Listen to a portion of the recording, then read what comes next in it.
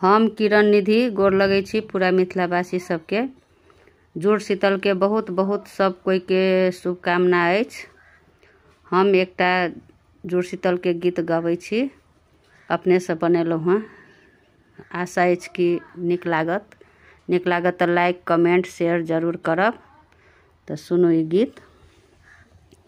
मिथिला के पावन महान जुड़ शीतल घर घर मनाऊ है। मिथिला के पावन महान जुड़ शीतल घर घर मनाऊ है। जुड़ शीतल से एक दिन पहले सतुआ गुड़ खाऊ। जुड़ शीतल से एक दिन पहले सतुआ गुड़ खाऊ। अपनो खाऊ सबके खुआऊ। अपनो खाऊ सबके खुआऊ।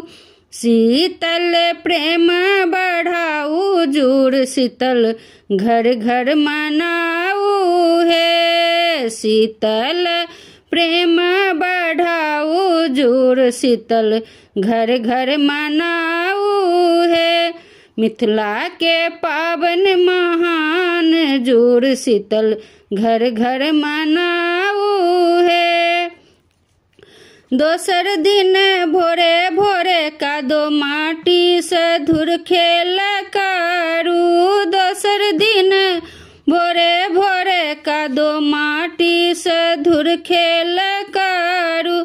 सब मिली खुशियाँ मनाऊ। जुड़ शीतल घर घर मनाऊ है। सब मिली खुशियाँ मनाऊ। जुड़ शीतल घर घर मनाऊ है। मिथिला के पावन महान जुड़ शीतल घर घर मनाऊ है। दही बड़ी बसिया भात ले द्वार धुरखुर चूल्हा के जुड़ाऊ। दही बड़ी बसिया भात लाए द्वार धुरखुर चूल्हा के जुड़ाऊ।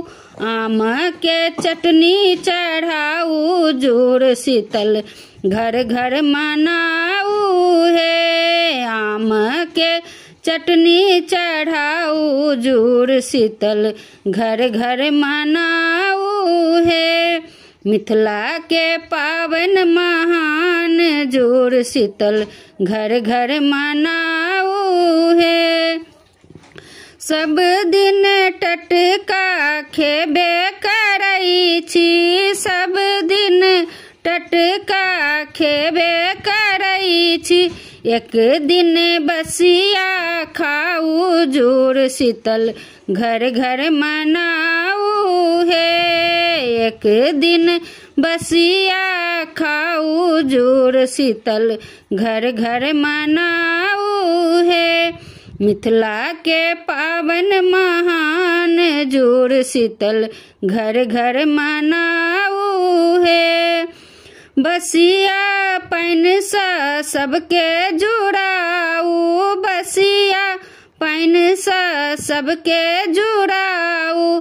सबके दियो आशीर्वाद।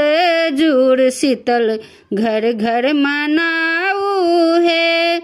सबके दियो आशीर्वाद। जुड़ शीतल घर घर मनाऊ है। मिथिला के पावन महान जुड़ शीतल घर घर मनाऊ है। मिथिला के पावन महान जुड़ शीतल घर घर मनाऊ है। धन्यवाद।